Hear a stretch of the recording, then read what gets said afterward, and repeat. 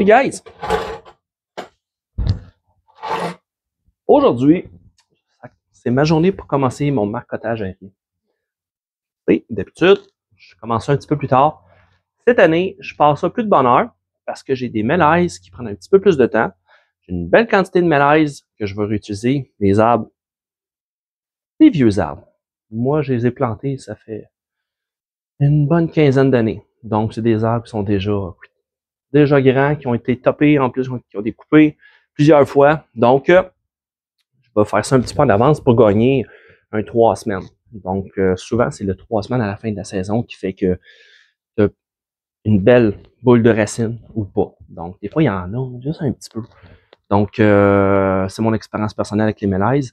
Ça dépend toujours aussi. Chacun va avoir des résultats un petit peu différents. Je vous explique.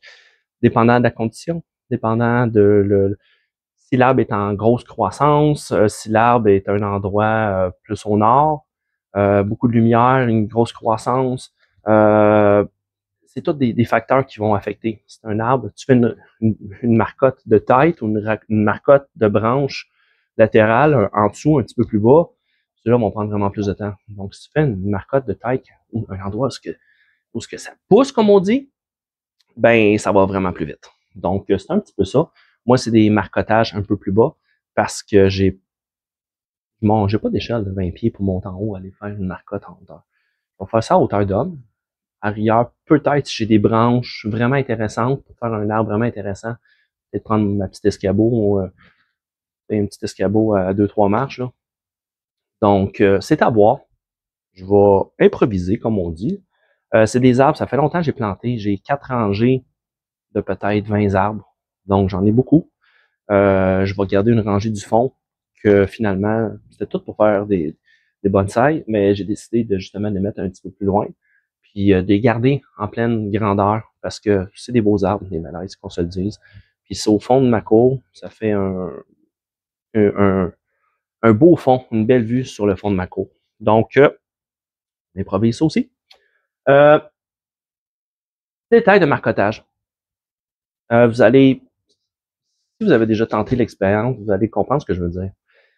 Faut faire attention quand vous sevrez vos marcottes. Si vous faites du marcottage à l'intérieur, mettons sur des tropicaux, c'est pas bien compliqué, vous pouvez le sevrer à partir du moment où c'est une belle boule de racine. Le problème qui va arriver souvent, c'est que quand vous allez le sevrer, il faut que vous taillez des feuilles aussi. Les branches, feuilles, vous en gardez juste la quantité, à peu près 4 feuilles par branche pour maintenir toutes les branches que vous voulez maintenir. Vous coupez toutes les branches que vous voulez pas. Les branches une par-dessus l'autre. Des fois, tu as des branches doubles. Ça pousse une par-dessus l'autre. Vous en coupez une des deux. Les branches à l'intérieur. Vous essayez de faire un préformé. Vous mettez dans le pot. Puis, souvent, vous allez vous rendre compte que le ratio que vous avez fait n'est pas le bon. L'arbre va avoir de la misère. La raison, c'est que dans nos maisons, pendant l'hiver, si on a 30% d'humidité, c'est sec pour une plante. À l'extérieur, 50, 60, 80%. Donc, puis dans les serres, exemple, ou les professionnels, on voit ça souvent, les professionnels, ils vont faire des arbres, même à l'extérieur, ils vont les marcoter, ils mettent ça dans le pot, puis on les revoit pas, on les revoit quand ils sont beaux. Et ils ont des places exprès, c'est des professionnels. Donc, c'est ça, ils ont des endroits spécifiques, un peu comme ma zone de bouture que je vous ai montré. Un endroit avec 100% d'humidité ou avec des mistes.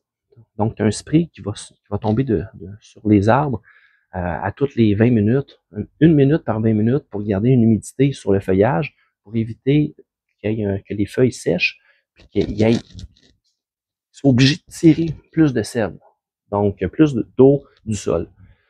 Donc, en faisant ça, en ayant 100% d'humidité, ben c'est simplement l'eau qui va aller chercher dans ses racines, l'eau qu'il a besoin pour sa photosynthèse. C'est juste ça. Donc, si vous le faites vous-même à la maison, gardez en tête ce petit concept-là. La raison pourquoi avec les marcotages que je fais à l'extérieur, moi, je les coupe à l'automne, quand les feuilles sont tombées. Si je les coupe avant, je peux faire une erreur je peux dire, ah, ok, mais je l'ai coupé, puis la raison, regarde, je le mets là au mois d'août, je le coupe, je le mets dans le pot, puis finalement, ben, rendu à la fin de la saison, au mois d'août, septembre, un mois après, l'arbre est sec. Il y a eu de la misère, là, tu l'as arrosé, tu fais des mistes, tu essaies de le faire le mieux que tu peux, mais ça marche pas, parce que ça arrive souvent que tu vas l'avoir, il va avoir séché. Il y a besoin de trop d'eau. Donc, le best, le concept que j'utilise, j'attends que les feuilles sont tombées. Donc, les arbres qui sont rustiques, à l'extérieur, tu les entretiens, puis quand il n'y a plus de feuilles, tu coupes. Les arbres sont en dormance, tu les mets dans son pot, puis au printemps, il va se réveiller selon l'énergie qu'il a emmagasinée. Donc, tu ne perdras rien, mais ça se peut que la croissance soit plus lente, par contre. Donc, si l'arbre a emmagasiné plein d'énergie en masse de racines, il va popper partout. Donc, sinon, il va popper, il va avoir des bourgeons un peu partout, mais il va peut-être délester certaines branches si tu n'as pas fait un bon calcul, mais tu ne perdras pas ton arbre, à moins que ton arbre a gelé pour d'autres conditions. Mais pour le marcotage, tu ne le perdras pas à cause de ça. Donc, c'est mon petit truc. À moins que vous ayez une place, que vous êtes capable de garder ça à 100% d'humidité pour la dernière période de la saison, pour le temps qu'il se replace, mais c'est un petit peu la problématique. Un autre truc qui s'utilise à l'année, que j'ai déjà mentionné, puis expliqué personnellement à plusieurs personnes, un truc qui fonctionne très bien. Vous savez, vous avez je suis sûr, même sur des ficus, vous avez fait marcotage de ficus, si vous avez écouté une petite vidéo, si vous avez tenté l'expérience, tout le monde a des petits ficus, t'essayes ça, tu veux pas couper la branche, tu veux le multiplier, tu fais une marcotte, tu le prends, tu le coupes, ben, il y a en masse de racines, tu mets ça dans le pot, tu tailles, puis finalement, il n'y en avait pas assez de racines pour la quantité. Puis l'arbre, il y a de la misère. Les feuillages, il vient s'arrondir de même, puis tu vois qu'il tourne un peu au gris, là, la couleur, le vert est, j'appelle ça un vert malade, là. Donc, il twiste un petit peu, tu vois que le feuillage, je sais pas c'est quoi le nom, mais il twist, puis c'est parce qu'il sèche, il a besoin d'eau, il y a de la misère. Donc, le truc, c'est quand vous faites votre marcotage, ce que vous pouvez faire, si vous voulez être sûr de votre affaire, vous prenez un sac de plastique transparent, vous allez envelopper votre feuillage sur le bord du tronc à la base. Tu mets un tape, un fil de ligature, n'importe quoi, un restant. Tu enroules ça, tu tiens ton sac fermé. Et juste avant de mettre le sac dessus, tu prends un push-push. Donc, en bon québécois, un petit push-push. Tu mistes ça à l'intérieur. Pour pas trop. Tu veux pas que ça dégoûte partout, juste pour faire un peu d'humidité ambiante. Puis, tu mistes ton arbre, puis tu mets le sac par-dessus, tu enroules ça. Tu n'enroules pas ton pot. Parce que tu peux avoir un risque de pathogène. Donc, tu gardes l'humidité pour les racines, pour le plant, le feuillage, les racines aérées. Donc, c'est ça. Fait qu'en faisant ça, ça fait une humidité ambiante. Tu gardes un 100% d'humidité, comme une serre. Tu donnes une chance à ton arbre. Tu le laisses de même jusqu'à temps que tu vois des racines. Pas des racines, des nouveaux bourgeons qui popent, des nouvelles feuilles. Ça veut dire que la première semaine, deuxième semaine après, le sevrage de marcotte, les racines sont en train de s'établir au début. Tu verras pas de feuilles apparaître tant que tes racines ne sont pas établies. Donc, l'arbre commence par se positionner. Après ça, il va y mettre des nouvelles feuilles. Donc, à partir du moment que tu vois des nouvelles feuilles, ça veut dire que le système racinaire, il compense. Donc, vous faites ça. Tu peux laisser le sac 2-3 semaines. Ça dépend. Vous allez voir, l'arbre va vous le dire. Puis, tranquillement, pas vite après, tu détaches dans le bas. Tu laisses le sac ouvert, un peu plus largement. Puis, tu peux tranquillement l'ouvrir. C'est un sac de plastique, hein. Tu peux couper le bout, tu peux couper un petit bout en haut pour laisser sortir juste un petit peu d'air, graduellement agrandir le trou, ou tu peux juste le lever tranquillement, faites comme bon vous semble. C'est ça. Fait que tranquillement, pas vite, tu l'habitues à l'air normal, un peu plus sec. Tu rouvres le sac tranquillement, à l'espace, peu importe, 2 jours, tranquillement. Un coup de 2 jours, tu agrandis un petit peu, puis au bout d'une semaine, t'es bon pour enlever le sac au complet. Donc, c'est ça pour le sac. Si vous faites ça sur une marcotte ou un tropico, whatever, ou un rustique à l'extérieur, ça va fonctionner. Le seul problème, bien souvent, on va faire des marcottes à l'extérieur si les arbres sont vraiment plus gros. Donc, c'est plus dur d'avoir des gros sacs, à moins de prendre un gros sac à vidange transparent. Mais si vous faites, mettons, un ficus à l'extérieur ou n'importe quel autre arbre, ça va marcher pareil, mais faites attention. Parce qu'à l'extérieur, il y a un autre facteur, c'est l'effet de serre. Si vous laissez votre arbre sur vos étagères, vos présentoirs à bonsaï, avec le soleil, un gros 25-30 degrés dehors, votre arbre, il est mort en 24 heures. Il va brûler. Il va carrément brûler. Tu as de l'humidité à l'intérieur. Chaque gouttelette fait un effet de loupe sur le feuillage. Puis l'air qui respire en dedans, vous avez je sais pas moi, laissé un plastique dehors avec l'humidité, puis vous vous l'ouvrez en plein soleil, quand il est en plein soleil, puis vous sentez l'air chaud en dessous. C'est le même principe, c'est vraiment un effet de serre. Donc, l'arbre va être mort. Donc, prenez-les puis laissez-les à l'ombre. À l'ombre, il n'y a rien de mal à l'ombre.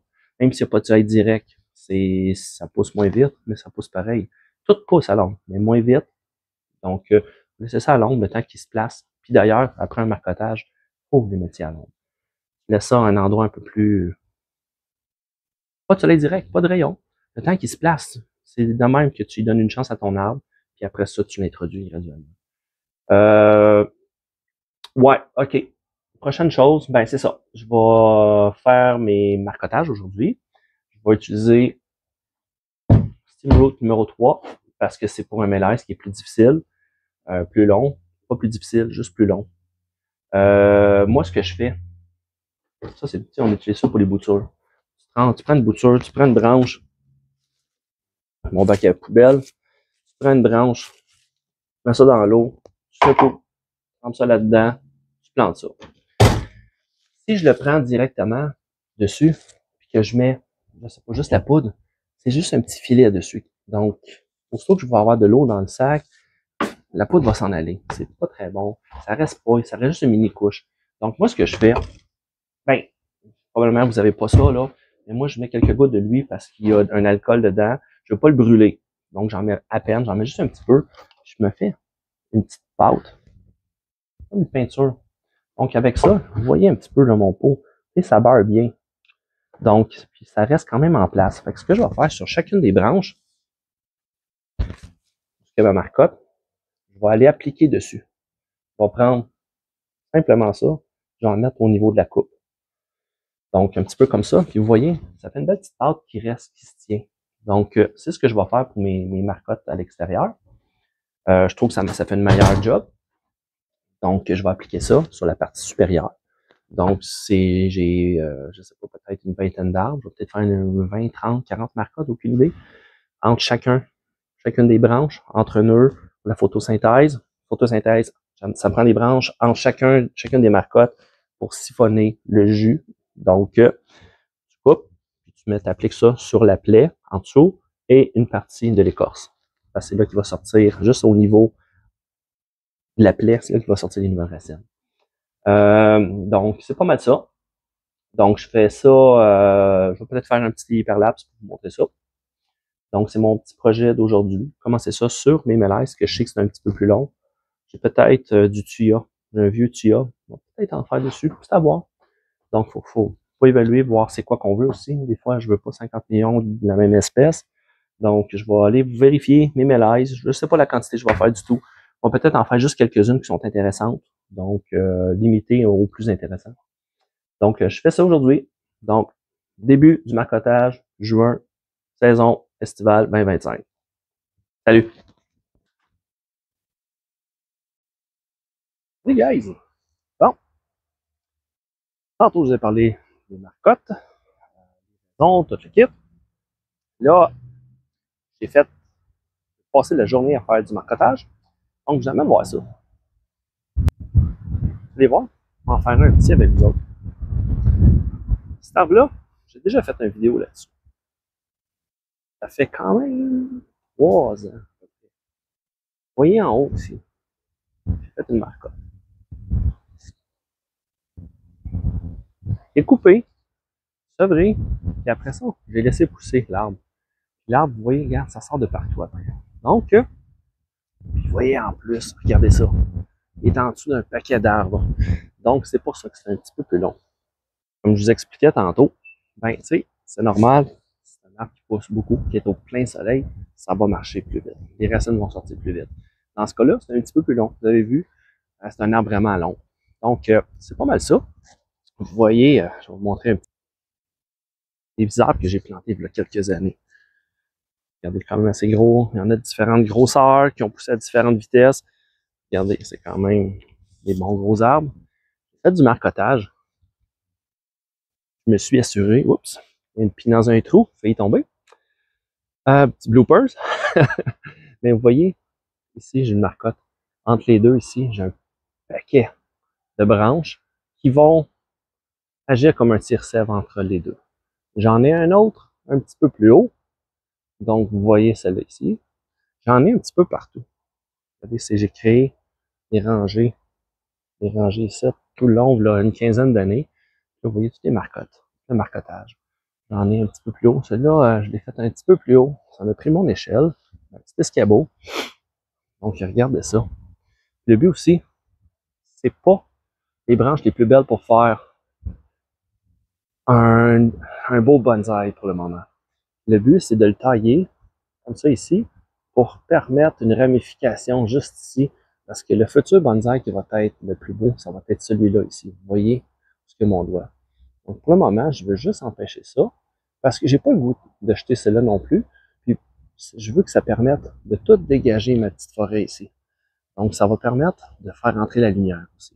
Donc un petit tour d'horizon, encore des mélèzes, d'autres mélèzes, un futur projet, un petit saule. C'est un saule Akuru Nishiki, si je me trompe pas. Des petites marcottes un peu partout.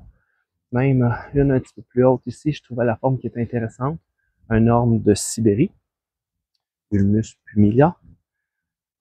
Ici, c'est un arbre d'ingendre. Parce que je veux garder celui-là ici, c'est un lilas en 6, si je me trompe pas.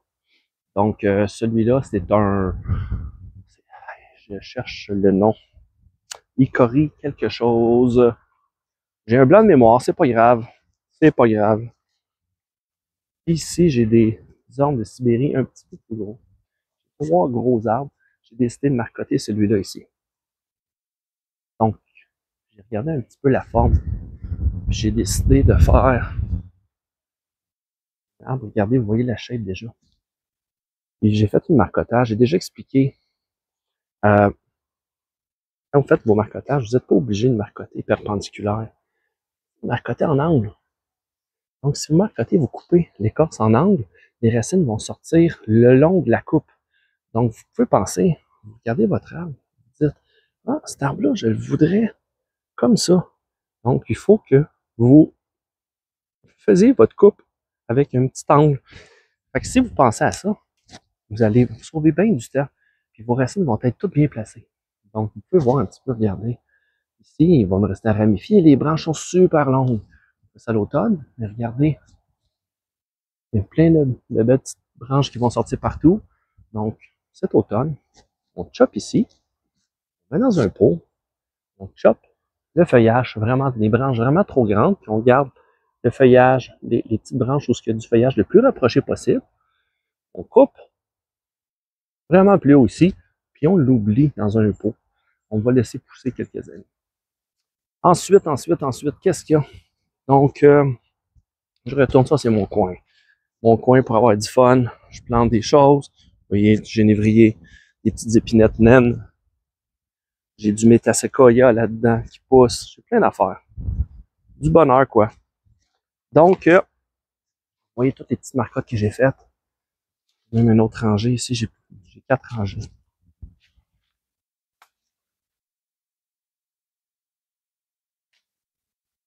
Regardez, ça fait quelque chose d'intéressant, ça. C'est quand même assez gros. Regardez mes doigts. Donc, au lieu de couper, ou des fois, vous avez des arbres, là. Marcotez ça. Ça va faire de quoi d'intéressant. Il y a plein de ramifications ici. C'est ça qu'on veut. On veut des gros arbres. C'est dur d'acheter des arbres qui sont vieux. Donc, je reviens à mon mélèze ici.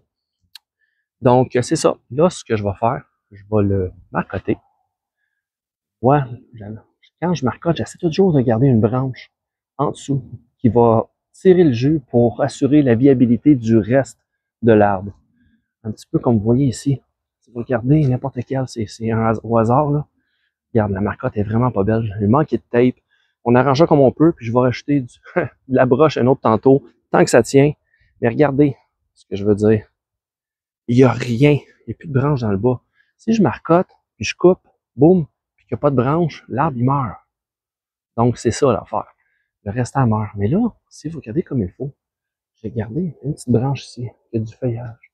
Une autre branche ici qui a du feuillage. Puis un autre ici que j'ai tendu un peu en arrière pour pouvoir faire une vidéo, pour pas la voir d'en face. Donc, si, comme là, j'ai gardé 3 branches. Donc, la survie de l'arbre est assurée. Un coup que la marcotte va être enlevée, le reste va pouvoir croître et je vais pouvoir tailler. À part ça, qu'est-ce que je voulais vous montrer? C'est pas mal ça, je pense.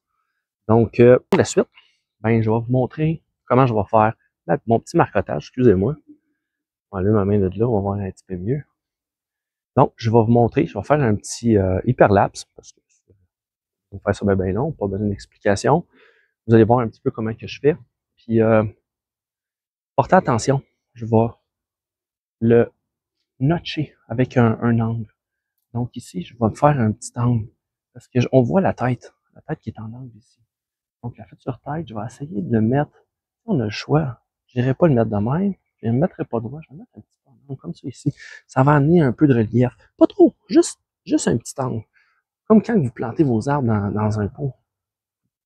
Penché à la base, quand on part un arbre, mais droit, ça dépend du style que vous voulez faire. Souvent, vous le penchez un peu, puis ça va amener le caractère. Vous pouvez voir, vous allez, on aligne ça avec tes branches. Donc, avec une pente, une petite angle, ça va amener du plus de caractère. Donc, je fais ça avec vous autres en hyperlapse. Puis, c'est ça. Après ça, ben, c'est ça. Je vais merger les deux vidéos ensemble, puis je vous envoie ça. Donc, sur ça, passez-en une bonne. Vous avez des questions, toujours là. Salut. L'autre affaire que je n'avais pas mentionné, aiguisez bien vos couteaux avant. Ça va bien mieux, vous allez faire des meilleures coupes, puis vous risquez moins de vous couper en plus. Lime à ongles, bien simple.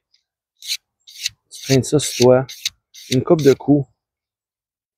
À chaque arbre que vous faites, passez ça, là. Un exacto ordinaire. Puis ça coupe comme un œuf. Une vieille lame, vous voyez, est rouillée. Écoute, j'en ai fait de la marcotte avec ça, faut même pas savoir. Ça coupe, ça coupe, ça coupe. Le poil, il coupe en plus. Fait que c'est ça. Donc, je fais la marcotte.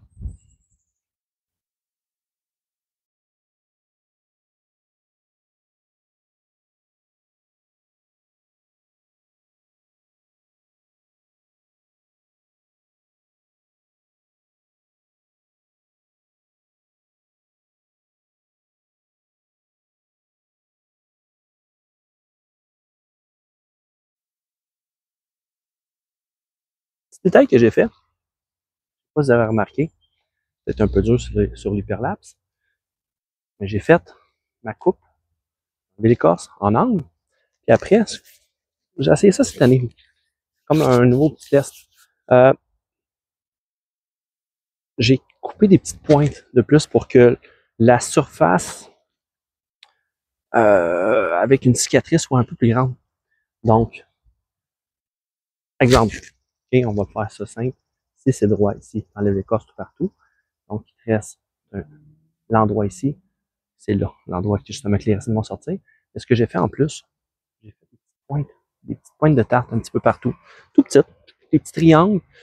J'ai fait des tests aussi sur certains arbres. J'ai pris mon Exacto, tout simplement ce que j'ai fait. J'ai fait des petites entailles pour agrandir la blessure, en fait. Ça fait plus de zones en contact avec le cambium. Donc, c'est ça, puis j'ai appliqué l'hormone de croissance là-dessus. Donc, ben, c'est ça. C'est un test. Je veux voir si ça pogne encore mieux. Donc, c'est pas mal ça. Vous avez vu, je l'ai fait en angle, de manière à pouvoir le pencher un petit peu dans son pot, puis de pouvoir utiliser toutes les branches. En choix. L'automne, je vais pouvoir couper tout le reste. On va garder juste un peu de branches pour le printemps prochain. Donc, c'est pas mal ça. Donc, si vous aimez ça, un thumbs up. À la prochaine.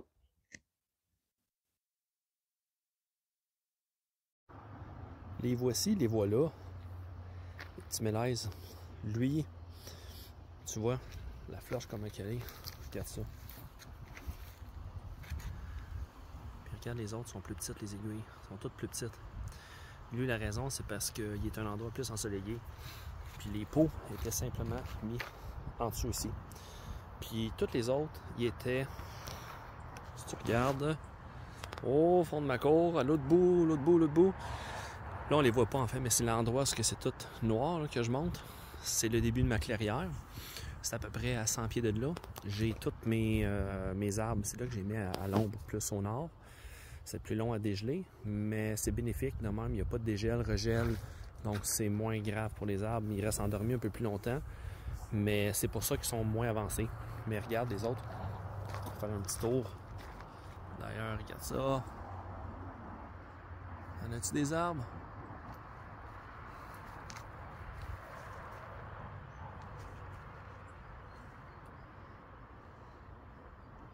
Petits travaux de dalles de patio, nivellement de terrain. Il y a juste 125 dalles. Juste ça, tu sais. Ouais. Fait que je reviens à mes mélèzes. Petits mélèzes. Je vais mettre l'autre bord. Peut-être l'eau au soleil, ça va être mieux.